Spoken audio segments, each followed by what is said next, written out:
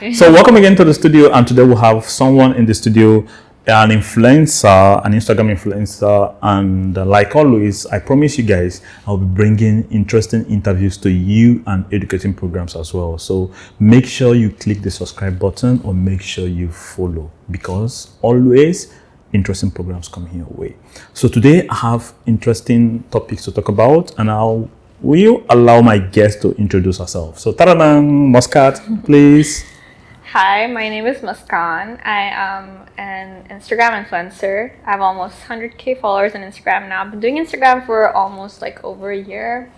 And I also do YouTube. But other than that, I'm a full-time college student in Yonsei University here in Korea. Yeah, so how did your Instagram journey begin? What did you wake up one morning and said, "Oh, I'm gonna be an influencer, so I'm gonna work towards it"? So how did it begin?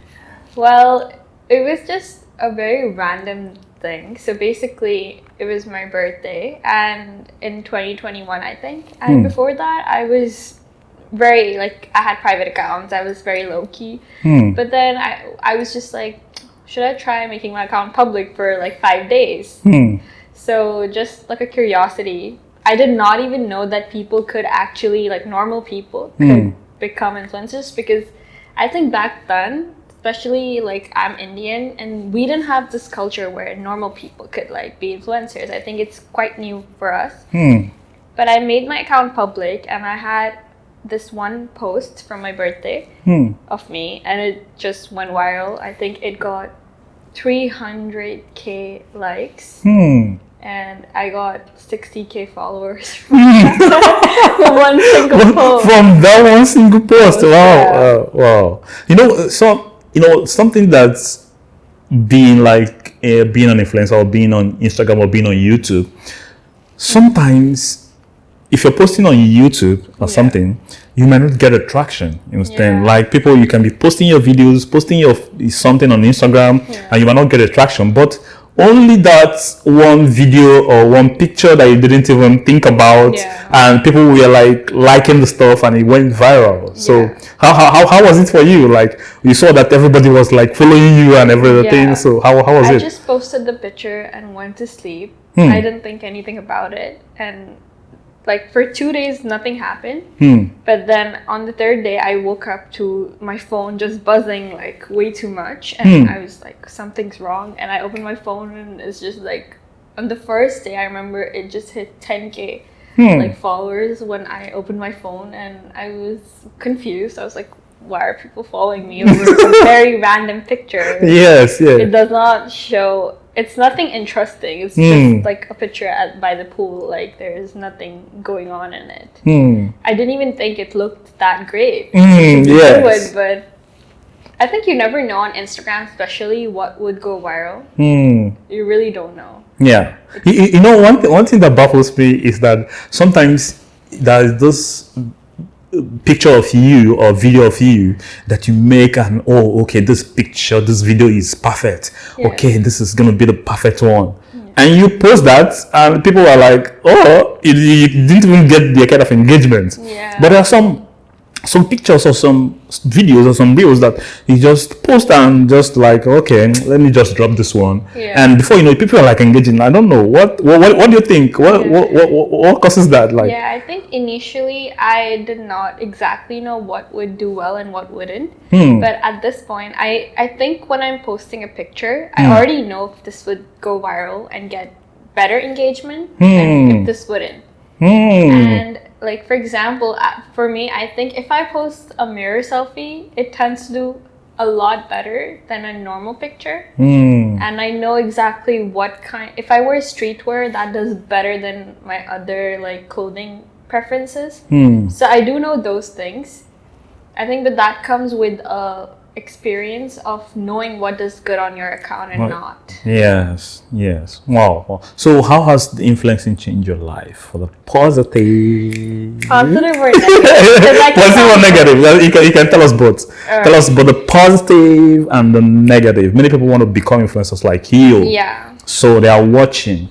They want to be like you, like, you know what it means, 100k followers? Like, you can cough and 100 people will like, okay, she coughed today. So how has it been, positive or negative?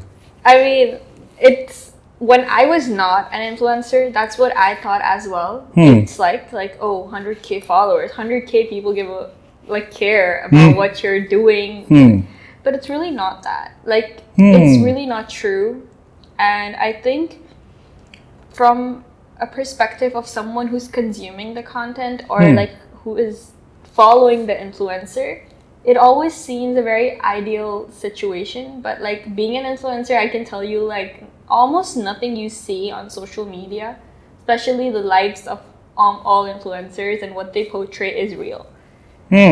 We don't always look like that. I have to cross my leg, please. Let me understand this. Yeah. Like we don't always look good. Like we don't always have like a full face of makeup and perfectly, like 90% of the days I'm just wearing an oversized t-shirt and going to class with my hair like oily, greasy, with like no time to do makeup. It's that one day in 2 weeks where I would get ready and change 5 outfits to take 5 different pictures. So the lifestyle that we're catering, that people are consuming and thinking that, oh my god, I wish my life was like that, is really not true. It's not. We're doing that because we know that's what sells. You know, I interviewed someone. He said that most people are depressed because they compare their life with Instagram lives. Yeah. So what do you have to say about that? For me personally, I think this is the positive side for me of social media. So when I started doing it, I never really thought that I did compare myself to other people. I just wanted to do my own thing. I did take inspiration. Like I would see a girl wearing a certain kind of outfit and I'd be like, that's a great idea to pair that skirt with that top. And I would do that too. And that way I thought it improved my fashion or my makeup or just my lifestyle in general. Yes. And I usually use social media like TikTok to find new cafes or new things to do. But when I started doing social media and I do talk to my friends, or I even interact a lot with the girls who follow me, if they DM me, I talk to them.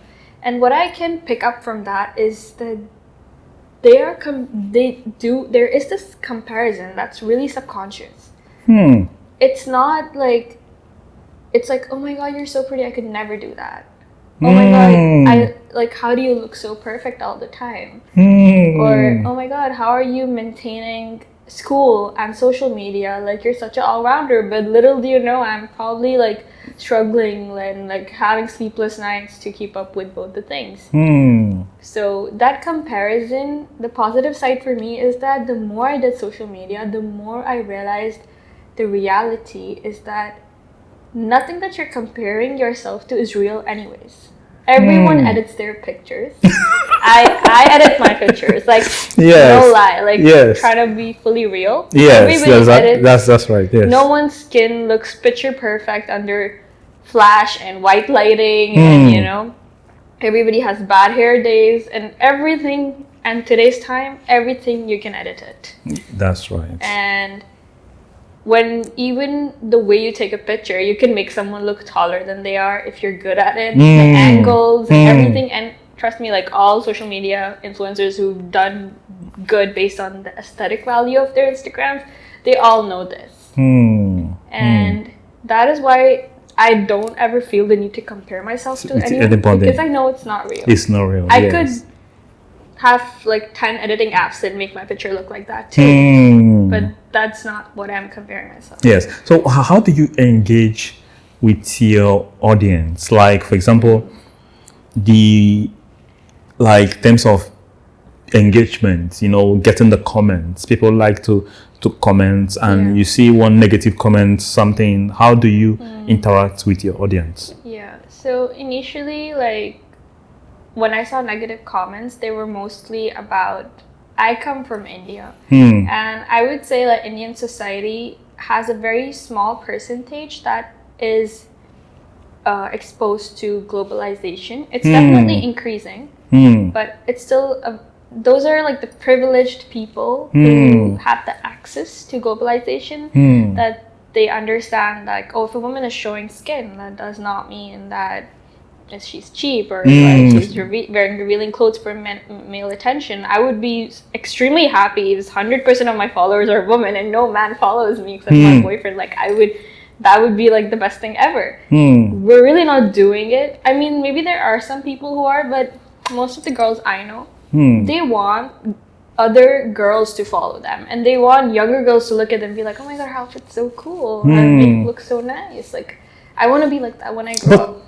Yeah, sorry to cut you off, because before I forget, like, you know, you said something that some people want other girls want other girls to follow them. Yeah. But if you see some people online, like wearing kind of bikini, all their pictures are about bikini post on beach or some other stuff. Understand? So there is naturally that most of the people that you don't post that and expect most women to follow you. You understand? Yeah. It should be like most of the men admiring your body than the value you're offering. You understand? Yeah. So how do you differentiate people on the Instagram when the number of followers doesn't matter, but what matters is this person offering value, or is this person just showing their body? Yeah. So I think this is where Instagram peaked for influencers. I think it's Reels. So now if you see, like, you have to be in a certain niche, so you become a certain influencer. For example, you're a fashion influencer, or you're a beauty influencer, travel influencer. So this is the value that you're offering. This is why people are following you. Oh, she's a travel influencer, I'm gonna watch her videos, I'm gonna know where to take my next trip, how to make my itinerary. Or if she's a fashion influencer, she would recommend me brands that I probably would never find out about, right? Like, for example, I recently have been shopping a lot from small Indian businesses that are only online, like e-commerce. They don't have stores. So how are people, like a huge population, gonna find out about them, even if they make great products? That's where influencer marketing is like such a thing nowadays. Yes. Because the smallest thing can blow up and people would know about it. Because no one even has the time to actually go very often to stores and shop. And because more and more people can afford to do that, everyone's going to Zara and H&M and having the same clothes. So that distinctive factor is, I think, the value that influencers bring. But if you're talking about like people who are only posting in bikinis and the same kind of pictures, I personally don't see anything wrong with it. Maybe they do not want to be influencers. Maybe they just want to like post whatever they want. Okay. Like, that's their right. goal is not to sell anything. They're probably well off without it, and it's just like this is their life, and they probably like to go to the beach, or it can also be they like the attention, and I don't see what's wrong with liking male attention if someone does it. I think it's their decision. But sorry, can we also consider that thing influencing? Like, because for example, you just post your life, nothing, you don't add any value. You understand? Like, everybody is value, you add value. Men view your bikini picture saying that, oh, I like this picture, you're added value to them. That's value. But I mean values that brands can connect with, you understand? So like, you just post your pictures online, especially your bikini pictures and everything. You post it online, you get like 600,000 followers. You understand? And someone that is talking about beauty that has, maybe, for example, you talk about beauty, so you have 100 followers. Sorry, 100,000 followers. So who do you think is an influencer? Okay, so so what I have to say about like the person posting mostly in bikini, I would like I can basically talk about this, that you know the Kardashians, right? The Kim Kardashians. And their family, they all sell this certain body image, which is obviously done by the help of like plastic surgery and other things, right? And they are the ones who started this like unrealistic kind of beauty standard. And this beauty standard, like if you see Kylie Jenner's Instagram, for example, I mean, yeah, she's Kylie Jenner, she's already famous, but you would also see mostly bikini pictures. And mostly pictures at the beach or the pool. And she looks really hot in them, and I would follow her because she's a hot girl, like not because I'm a man or I want to think.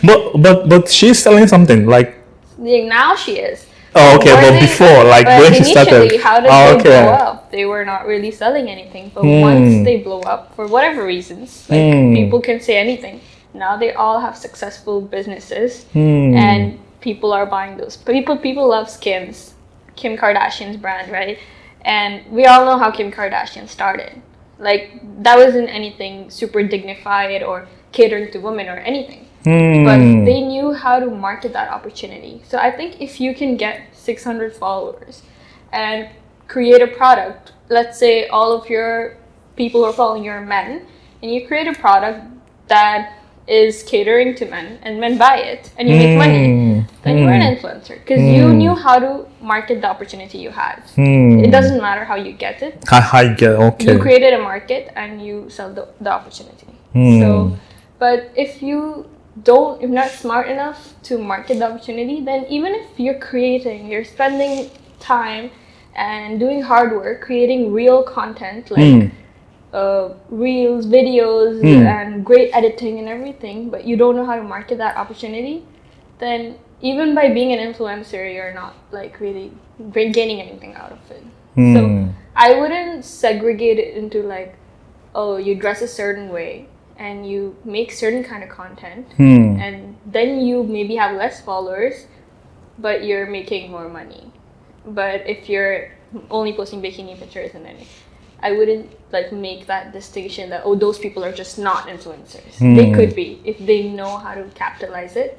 But yeah, I personally would not follow someone just posting bikini pictures. But that's just me. There's so many different kind of people, and there must be people who maybe they're going to the gym and they want and body inspiration to be like. Yes. There could be like anything. Wow, that's right. Like, if someone that's watching in 2024 and want to become like you, want to gain the kind of attention that you have, followers around. So how would you advise the person? What would you advise the person to do? To be like very honest, I don't think the path that I followed was the most ideal path to being an influencer. I mean, I didn't really put in any effort, to be honest. Every time I went out with my friends, we would just take pictures of each other and we would post them and they would go viral. But did I create the kind of audience that would buy anything I'm selling? No, I didn't. I created an audience that, like, if I make something mind-blowing, then it just increases the chance of it going viral. It's not that I just post it and it goes viral. It just increases my chance. But the actual path that I wish I followed, if I knew that I actually wanted to be an influencer, because my goal was never to be an influencer. Yes, that's right. But if it was, and I've watched my friends and I watched a lot of people in the influencer community, like how they grew, they put in a lot of hard work into creating and bond with their audience. Like, make videos where you're talking to the people. Like, hey guys, get ready with me today while I tell you this about my life, while I tell you that about my life. Like, you feel like you're part of my life. You care about my life. You care about what I'm buying. You care about what I'm wearing. You care about everything I do because it will benefit you in some way. And also, you enjoy it, watching it. Either you can idealize it, you can criticize it, you can talk shit about it and feel better, whatever way, but you care about it. It's not just that, oh, a pretty girl in a nice outfit, like the picture and done. You never think about it again. You need to create content that people want to watch it, come back to it. Yeah, like in some cases, this brings me to our last week discussion about celebrity cancel culture. We talked about celebrity cancel culture last week, and one of the things I continue to think about is, do people mistake their followers? Like you said, people they think they are part of your life. Do you mistake them as that kind of they love you for who you are, or they just enjoy the content you're creating. Because why I ask this is that I've seen some fans that, oh, I'm a strong fan of this. Yeah. I'm a strong fan of Muscat. I follow her, I understand. But maybe something negative, you do something that people done a little bit stuff, you understand? Like human, we are all human. We make mistakes. Yeah. You make mistake and never that person, oh, I have to follow her. Yo, she's this cancel culture, that kind of stuff. So do you think fans genuinely love the people, they are celebrities, or do you think they just love what they do, not I don't like them? So what is your opinion? So my opinion on this is that, okay, so it's like people follow you, and let's say I'm creating content about fashion, right? So they don't know who I am, like, at all. They only know that, oh, this girl has a good fashion sense. Whatever she's wearing is nice. If I follow her, I can keep on getting nice ideas about what to wear. So if tomorrow there is a news that I did something that was socially unacceptable, they'll be so quick to cut me out because, or it could be both ways, actually. They would be like, well, I don't follow her for who she is anyways. I care about her clothes. So whatever she is, I don't care. I'm just that. But at today's generation, I think people in their real lives, they might not be very morally correct, okay? They might be like doing things that are just benefiting them. But in their social media life, I think every human being needs to some extent, validate their sense of, am I a good person or not? And in your real life, you're probably not able to do that very well. But on social media, oh my gosh, she said that, let's cut her out. I am with the good, and that makes me a good person. So it's more about what they're projecting rather than the person. Like, I'll give you an example. Recently, there's this like sort of like reality TV dating show in India. It's called Splitsvilla. And I was following that show, and it was really fun to watch. And there was a girl in that show that was very outspoken. Her name was Kashish, and she was totally like, her opinions were on point all the time. She was a strong, bold girl, like didn't need a man kind of girl, like always like had her point across, really well articulated and everything. And everybody loved her, like the whole show. And in the final of the show, there was a guy who also had a great fan base, but they really loved the girl, and they also liked the guy, and they get an option to choose money or perform in the final. But if one of them chooses money, the other one doesn't get the opportunity to perform in the final. Yeah. So it was a twist. And these two people in the dating show were not really a couple. They were only a power match. Like, they had to play together. Yes. So she chose money. She said, I want money. And she received insane amounts of hate. In a day, people forgot everything she did. People forgot that she was a well-spoken girl. She was so loved. Like, she got 600k something followers within the span of 3 to 4 months. And suddenly, like, she gets more than 80,000 hate comments on her picture. Just because she chose money. And to be very honest, even at the time while I was watching that episode, I was like, why would you do that? That's so inhumane. Like, just taking his dream away. But then when you come back to your senses and you think about it, the money that she got was more than the winning amount of the show. It's practically a good decision. She doesn't owe anything to the guy. He's not her boyfriend. Like, they just met at the show. Yeah, they just met at the show, and they didn't even have a connection on the show. He had an other girl that he was with, but she became out of the show. So that happened. So that's what really made me think about it. I was like, these, like, the people, they just want to vent out their frustration of the day. And whatever target they can get, they project things that happen in their lives on them. Like, if someone betrayed them in their life, someone hurt them, someone chose money or a better opportunity over them. Okay, there's person on social media is doing this. Everybody is hating on her. I will also hate because now I validated about the time I could not take a stand in my own life for myself. You're putting yourself in the person's shoes, like, oh, this happened to me, and if this person is doing this, wow. Wow. So how do you have you at any point in time gotten like kind of a shock message, DM, a negative attack, and or some kind of stuff? And how did you handle that? Yeah, I actually have received hate on multiple occasions. Like, and it's really groundless. So I don't have clear skin, right? And now it's much better. But I've had acne since I was in 8th grade. And there's a perception with like, if you're a beauty influencer, you do makeup and skincare or whatever, you should have clear skin. It's a prerequisite sort of. But I don't have. It's a genetic thing. Like, and I have been on isotretinoin. It's a very strong medication to get rid of acne. Yes. So that makes you have even more, like, it purges out and then it starts to clear.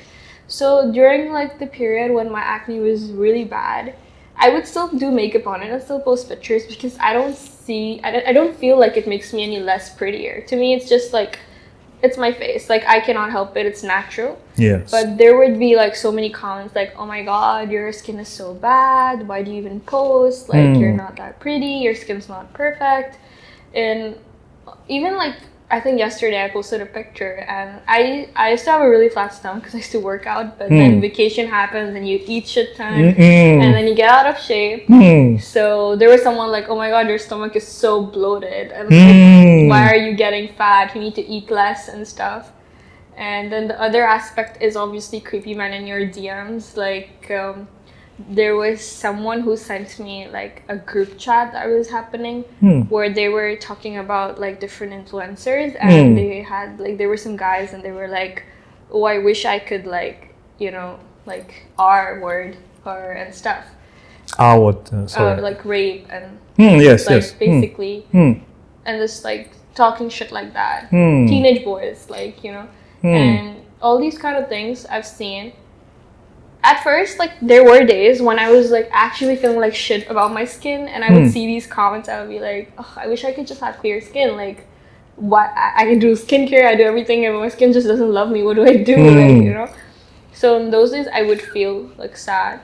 But on most days, like, I don't care about these things, because I see the people who are commenting, I see their profiles, and it's like they would have acne. They would not have a gym body. And they just feel like they can come and say that to me because I'm a public figure.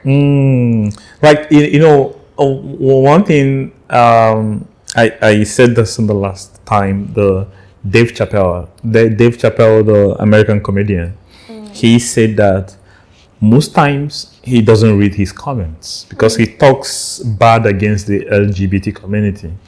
And so he doesn't read his comments. They attack him and everything, and he leaves the comments for the wife to read. You understand? So the wife will read the comments and tell him that, oh, the comments are much. It's bad. Understand? So like I said, there are some persons that they don't have a profile. They don't even have a picture. They are private. So, and they don't have even a post.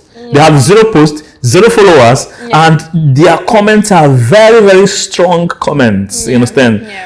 So that kind of thing, look at those kind of people. You might get demoralized. You might get cast down. Understand? So do you think engaging with your audience is a vital way, or do you think at some point you need to overlook your comment section and just do what you want to do?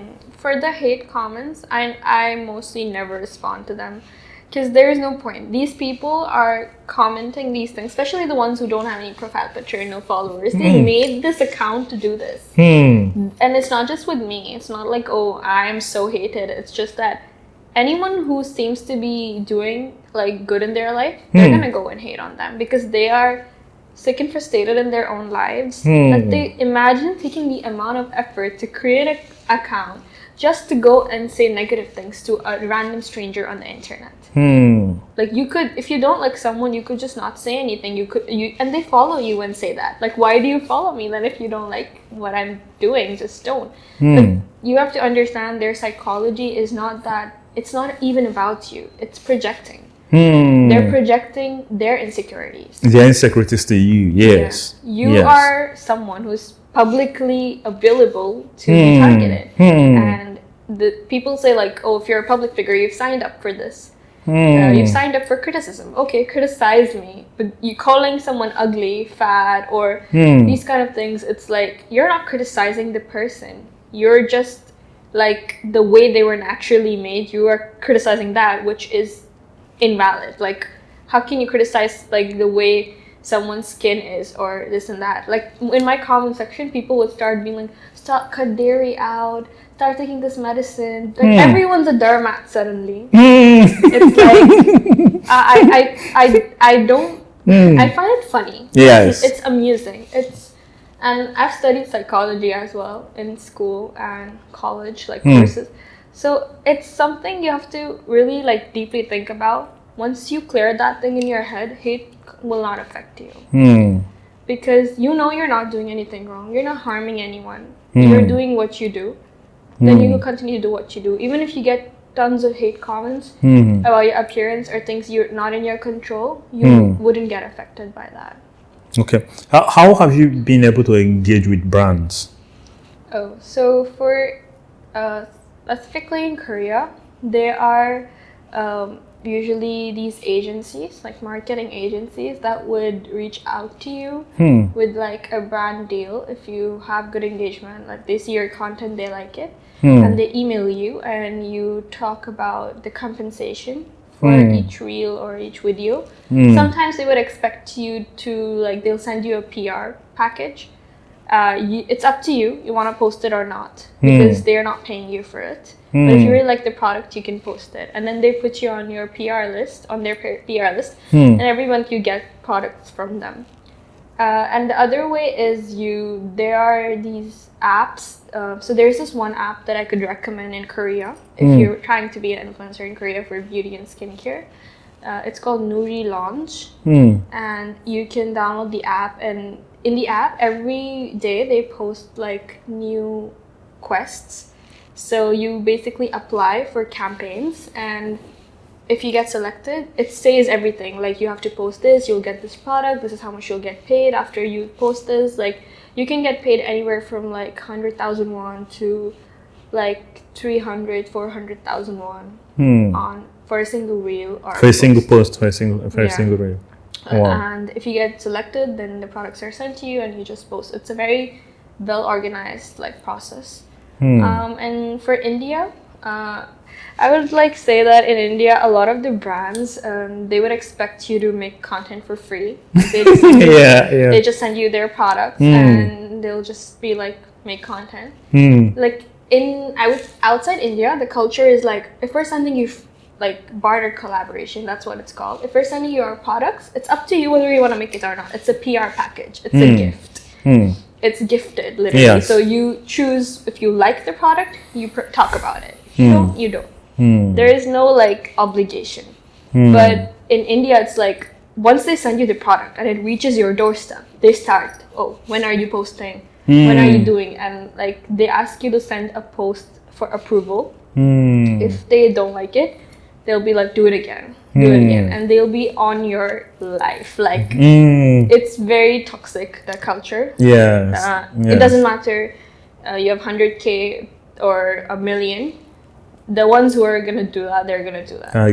I've had very bad experiences with some brands. Like, it was not fun at all. Yeah. So at this point of my being an influencer, I don't care if I get 1 or 2 brand deals, but I will only take the paid ones, because the amount of hard work that goes into filming, editing, and like thinking of the way to present a product in a way that it's, and also being honest, because I've never posted a product that I wouldn't use myself. That's right. Yes. There has been products that have been sent to me from skincare companies or makeup that I've used it and I've gotten reactions on my face. And I've completely told them, like, I will not be posting this. I can send you the product back, but this is just like, I cannot sell something that's harmful. That's applying ethics, yes. Yeah, and then they would be like, oh no, what, like, we sent it to you and you have to do this. And it's like, I don't want to be paid, like, but I will not post it. But yeah, that's the thing. Like, yeah, let me ask this. You said you started not wanting, you didn't know you're gonna be an influencer. You just started posting your stuff, like, yeah. But now you have reached a point that many people would like to be in terms of their opinions being heard and some other things they're talking being heard. So at this particular point in time, would you like to make influencing part of your career, or what do you want to do with it in the future? Like, you want to get a team, or you want to do more? You want to tell us your plans? Yes. So for me, as soon as I realized that, oh wait, I have a platform that I can influence, the thing that I've always wanted to do, like ever since I was young, is I wanted to have my own NGOs. Basically, there are certain issues that I'm very concerned about and passionate about working towards. I care about like women, like feminism, and not like in a way that I want, like, oh, women are like the best. Men should just go, like, no, that's not, like, for me, feminism is about, like, there are women in rural areas, in India. I can talk about India because I am Indian, and I'm very privileged that I've, like, had a really easy life, I would say, compared to many people. Yes. My parents have, like, given me everything, and we've not lived in India for most of my life. But every time I was in India, and like I watch a lot of videos and I research a lot about this. So menstrual hygiene and basic products like pads and tampons. Some people in rural areas, like women, they're not even aware of that. And pads are really expensive. For a person whose monthly income is like 1,000 rupees, pads are like for 500 rupees. Like 1,000 rupees is how much, like in dollar? I don't know. Probably, I honestly don't know the conversions. But approximately. So like $1 is like 80 rupees, I think. $1 is like 80 rupees. So 1,000 rupees should be like maybe $100 or something. Yeah, probably. Yeah, $100. Sorry, actually, $10. $10. Yeah, sorry. $10, $11, $11, $12. Yes. Yeah, so that's like their monthly income, and there is this perception in rural areas in India that they all want to have a son, and female infanticide rates are high in many villages. Like if they get a daughter, firstly in India it's illegal to check the gender of your child before they're born. Ooh. Yeah, it's illegal. Like gender reveal is illegal? No, it's not a thing. It's criminally punishable by the law. Like if you go and try to check your kid's like gender while you're pregnant, you can go to jail. Like that's not allowed. You can go to jail? Yeah. Wow. It's a criminal offense. Because of the high female infanticide rates, that they would abort if they know it's a daughter. Wow. And I think as someone like as a girl who's like lived in India, even in a privileged setup, I have experienced like many things that are just not like just normalized, but they're not okay. Like I'll give you an example. Like when we were in school and when like girls, like they get their periods and they have to change pads, I would notice that girls would hide their pad in a notebook and go to the washroom, because like showing the fact that you are on your periods is just like stigmatized. Wow. And when even today, I go to buy pads from a pharmacy. They put it in a black polythene, so in a black bag, so no one can see what I'm like taking. And one of the most popular pad companies is in India. Can you like believe what the name is? It's called Whisper. Whisper. Yeah, it's something don't talk about. Don't talk about it. Yeah. Whisper. Yeah. And these are things that I'm sure, like in day-to-day lives, we don't think about, but they're very prevalent. And it's like, why is being a woman and like the basic needs of a woman so like stigmatized for absolutely no reason? Wow. There was a case in India that a brother beat her sister to death when she got her period, because he thought that she went and lost her virginity, because he was not even educated to the point that this is periods. And whenever gender like period related education is given in schools, firstly, most schools probably don't even give it, but the ones who do, they tell the boys to go out, like it's your games period, and only the girls will get it. Why is that? Why are men not being educated about Because I feel like if men would understand like the complexities of what women have to go through, maybe they would respect them more. They would understand them more, whether it's their sister, mother, or their wives. And in India, there is a very prevalent culture of the woman, once she has a kid, to leave her job and take care of the kids. Like, it's just expected out of them. Yes. And there are other things like, recently there was a case in India where a doctor on duty was raped while she was resting in the seminar hall in the night, because the hospital didn't have a resting place for the doctors. So she was just resting in the seminar hall and she got raped. And at first the government was like, in that place, where like, oh, she was just raped by this one guy and we arrested him. But then after the postmortem, they found out that she had, like, based on the details, that she was probably raped by more than like 10 men. Wow.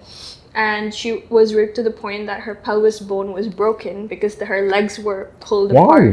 It was really, really gruesome. This is just one of the cases. There are statistics in India, like in every like 10 minutes, there are like probably like 100 rapes. I'm probably not like saying it like to the point statistically correct, but it is that bad. Wow. So you, from what I understood now, you want to build more of your influence in India than Korea, so that you can give voice to these things that are happening. Yeah. For me, it's not just limited to India. Okay. It's not. Okay. I just want to create, like, use my platform in a way that I can create an impact and a difference. Like right now, it's just nothing. I'm not doing anything that I really want to do. I've made some videos on YouTube about like period education for men. But like in the long term, when I have the time and everything, I would these are like the kinds of topics I would like to touch. And there's also other things, like I've been researching about how to deal with narcissistic people, like a narcissistic partner or narcissistic parents, because I think that's something that we really don't talk about enough. Like, if you have a narcissistic parent, that has a huge impact in your life and your behavior as an adult. Yes. And there is no way you can escape it, because you were raised in that environment. And yeah, just things like that. But these, let me ask you, are these things part of experiences you have? For the woman you have before, like, is it your erupting from personal experience? Is it coming out of personal experience? The narcissistic thing, I've had friends who were definitely narcissists. I mean, they were clinically like diagnosed with it. I've been friends with someone who literally had an empathy deficit disorder. And the thing is, like, when you are in a relation with a person like that, in your head, you just don't understand, why is this person doing this to me? Yes. And the whole time you're like, I cannot make out, what did I do wrong? But the thing is, if you were to understand their condition, like, what is a person with narcissism like, or what is a person with empathy deficit disorder like, you would be less confused and have a way like, oh, I have to get out of this relation.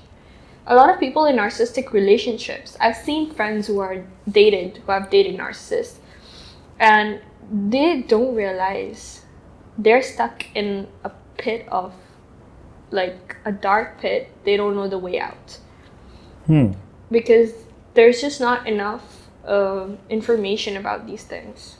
Yes. And in India also, I think therapy is kind of looked down on. Yeah. Like, if I would tell my mom today I want to go take therapy, she would be like, why? Are you mad? Like, yeah, like, you know this kind of stuff reminds me of depression. Like, people, it was I've seen people, like, it was quite not too long ago that I found out that many people don't understand, like, what it means to be depressed. Understand? It was after coming here in Korea here that I begin to understand that, people face depression, and it can be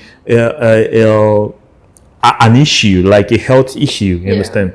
But in some places, people won't talk about I'm depressed, you understand, or something like that, or maybe let me get a therapy or something. They feel like what are you talking about, understand? So it's part of things that maybe you move to other cultures, it expose you to.